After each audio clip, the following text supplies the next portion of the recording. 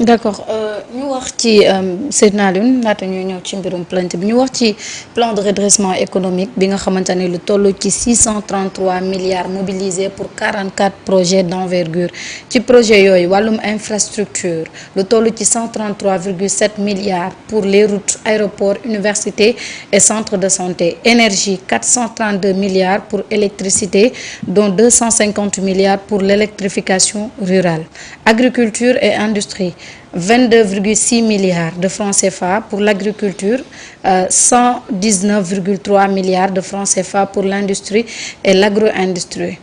Mu ne eau, santé, défense et projets spéciaux, 148 milliards de francs CFA pour l'eau, 12,2 milliards pour la santé, 10,5 milliards pour l'armée, 89,8 milliards pour les grands projets loolu mooy li nga xam ne moo di 633 milliards yi nga xamante ni daal dinañu koy am ci plan de redressement économique bi ci 44 projets d'envergure.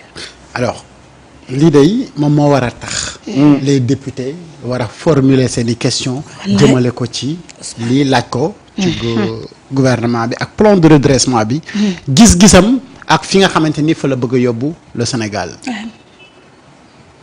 plusieurs projets yu nga xamante ni ficelé nañ ko teg ko fi xam nga tey le ministre des infrastructures mu ngi araftu les directeurs généraux yi nga xamante ni ñoom ñoo war a def liggéey technique bi sur le terrain nga xam ne caaxaan a faaxe fi mu toll liggéey résultat kese ci loolu la Ousmane nekk au moment où moom mu nekk ci loolu mais parallèlement am na ñu nekk ci ay caaxaan alors mën nga am yow sa dëkk nga fekk ko ci guuta nga toog tëju réfléchir dem en contact avec la population xam véritable problème bi fi mu nekk nga proposer benn plan de redressement nga jël axe yi nga xamante ni moom ngay jaar pour développer ce pays génne ko ci guuta gu mu nekk mais am ñu nga xamante ni ñu ngi bëgg nga dem joxe sa bopp ñu takkaat la buum ci côté FMI Banque mondiale ak ñoom seen te yow nga xam ne loolu moom moo la dugal ci guuta gi nga nekk ne mais loolu kenn du ko def. peut-être.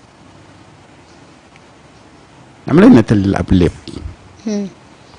bukki da doon dof lu rek ba dugg ci kàmb mu demee nag yurndu ko ne ko waa yow da doon def ba tàbbi fii mu ne ko man dey boo ma dimbaliwul dinaa fi dee ndax xiif naa lekkuma ak yooyu nag yor ko genn bi mu jàppandu ko génn ba mu génnee nag xool gauche xool droite ne ko ah dara amu fi de fi mu toll mu ne moom comme damaa xiif yaa fi sës fàdd la lekk rek moo fi des ñu nekk ci werante ge lëg ñëw ak Moussa bi ne ko waaw lu xew mu ne ko man damaa duggoon ci lii bi mais damaa xiif lii léegi nag rek a fi sës mu ne ko ah bon mu ne ko nan nga def ba dugg ci mu ne ko nii ak nii rek ma tàbbiwaat ci biir pour doon ko wan na mën la def ba dugg tàbbiwaat ci biir mu ne ko nag demal. yow nga des. mais Ousmane lii la ñu bëgg a éviter. mooy ñun gars yi pexe nañu ak banque mondiale ak FMI bu dugal ñu ci guuta mais moom mu ne nii la ñuy génnee ci pexe mi mais ñeneen ñëw bëgg ñëw dugalaat ci guuta gi ne nañuy fa delluwaat. Ousmane ne leen loolu mu ko def te xalaatu ko mais teg plan de redressement am pour redresser l'économie sociale ak développer donc le pays. mu wax 3 axes. mu wax dañuy redresser impulser. accélérer. léegi mu ngi redresser bu paree ci redressement bi impulsion la ñuy dem léegi bu ñu impulser rek ñu. accélérer redressement boobu nag. mais ñu avancer le pays avance. mais ñii lii nii ku ko réussir en si peu de temps da ngay xam ne ñi nga doon jonganteel ci wàllum politique ñoom sont morts politiquement. mais ñooñu bëgguñu nga gis mukk yoon wi nga xamante ni fa ngay jaar pour ñoom kenn dootu leen faale en politique. moo tax coow li di bëri nag. mais Ousmane fonce rek. waaw. ca redressement boobu nag. ca la ko ñëpp meree. ndax daf ci dem avec beaucoup de courage et de détermination. ak tactique. waaw ñu mer yëpp tey loolu lañ meree Ousmane ca redressement ba dëkk bi dafa am ñoo xam ne dañoo jàppoon ci Sénégal bi di ko nàmp ba dëkk bi animé. dëkk bi animé wu woon sax dafa ñàkk dara daal di daanu tëdd. waaw dañ ko muucu ba mu tëdd. dañ ko doon muucu te xolal teguñ ko fenn. du seen ba mu intérêt ñëwee boolewu ci wax ndax suur nga wala suuroo daa ñëw rek bif ween bi moo tax nag kenn buggu ko il a commencé par l'administration dem ci secteur énergétique dem ci secteur minier dem ci pêche bi donc secteur yi parce que xam nga ñun dañu jàppoon ne Sénégal daal dëkk boo xam ne la pauvreté bi ñu gëmloo ne Sénégal dafa pauvre ñun on s'est toujours comporté non ne Sénégal amul dara alors que Sénégal y a des secteurs yoo xam ne qui brassent des milliards et des milliards gars yi fa lañ dem nag làqatu nekk fa ba créer fa benn empire financier bu extraordinaire Ousmane bi mu ñëwee loolu yëpp la cassé moo xam dans le domaine du secteur de l'énergie dans le domaine de la pêche dans le xoolal boo demee pêche boo demee tey ci napp gi à un certain moment il y avait des entreprises yooyu dañ naan la ay tubaab a ko moom mais da ngay gis ay tubaab yuy dem mais boo demee c'est un Sénégalais qui est derrière c'est-à-dire que ñun dañoo mës a gëmloo ne entreprise yi fi nekk ay tubaab ñoo ko moom fekk ne ay tubaab ñoo nekkoon nii rek de façade mais ay nit ñu ñuul ñoo ko moom renseignez-vous na ngeen gëstu pétrole bi nekk Diourbel ñan ñoo fa sëgëf ñan ñoo gérer loolu avant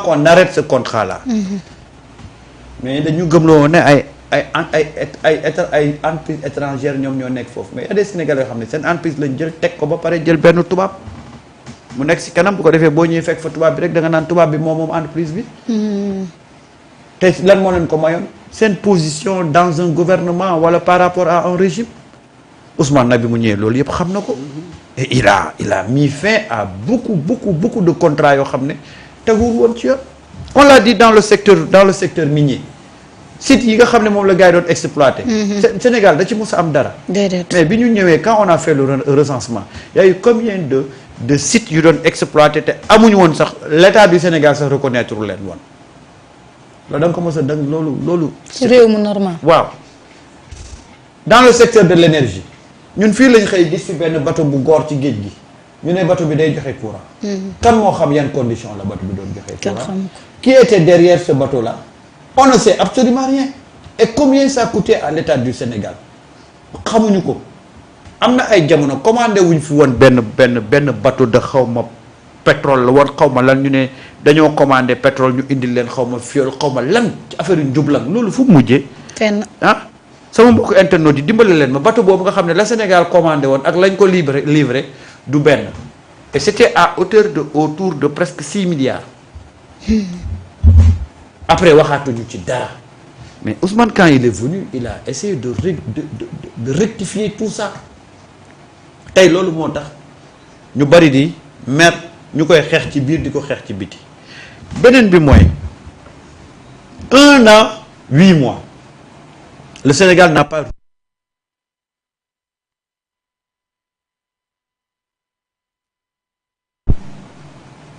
lii kan moo ko mosoon na gëm ne Sénégal dana toog 1 an 8 mois di dox ñuy fay salaire yi courant bi di dem coupé wul ndox mi di dem coupé wul ñu continuer di dérouler te FMI dugalu ci xaalisam mais ça c'est une prouesse mieux nga teg sa plan de redressement teg ay niche yoo xam ne da nga fa mën a am xaalis ba tax tey nga mën a lancer des grands projets et parmi les grands projets il y a encore la question qui est très importante l'électrification rurale mais xam nga tey Sénégal boo électrifié et j'ai l'habitude de le dire ba finalement c'est devenu une chanson dëkk boo électrifié rek créé nga fa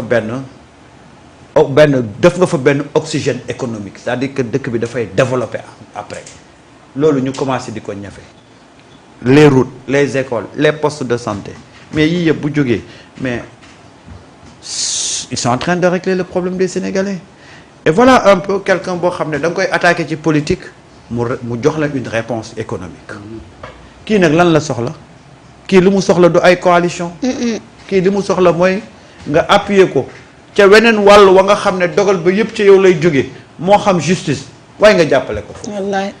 il ne demande que ça. il a tout donné de. il ne demande que ça et voilà aujourd'hui le débat qui devait être sur la place publique. mooy ces prouesses économiques là qu'on est en train de faire sans l'appui du FMI. mais yow yooyu yëpp yaa ngi koy gis sa premier ministre di ko def yow amoo lenn looy xalaat lu dul ay coalition Mimi ba ndeysaan yenn sénégalais yu bëri da ngaa briser seen élan. wallaay. waaw lii moo jërë waxtaanee. wallaay. Top wax na ko léegi Top loo wax ci électricité bi sax routes yi université yi 133 milliards pour les routes université aéroport centre de santé 432 milliards pour l'électricité dont 252 milliards pour l'électricité rurale. Mais ça c'est une prouesse quand même. Vraiment. Vraiment. lii lañu waroon waxtaanee. mais homme politique yi fi nekk xam nañ ne lii réussite am moom mooy ñoom amatuñ place. danañ ko bàyyi mu réussir de. waaw moom nag wax dëgg fa neex yàlla. nu ñuy def nag ba contrecarrer réussite Ousmane te Ousmane daf leen wax lu leer ca borom bi rek la mën a jógee. kese yàlla tax du réussir. waaye mbindeef muy toog fii ca la mu toog xalaat xam ne loolu moom mooy problème Sénégal mu di ci indi saafara. waaw dara mënu ko dindi parce que ay études scientifiques la 1 plus 1 égale 2. amul leneen. waaw xanaa kay. te loolu yëpp def na ko ba teg ko xam ne ne lii la ñu mën a jaar pour Sénégal avancer. bu ñu fa jaaree. allah kulli xaal Sénégal day avancer te moom yàqin boobu la ci am. waaye ñu bëggoon nag Sénégal avancer moom. loolu la ñuy toog di wax rek. di rek te rek te la ñuy wax daara lañ ci xamul. xamuñu si dara de. c'est dommage ce pays là. waaw Sénégal dafa bëgg a développer am benn minorité bu taxaw ne Sénégal du développer.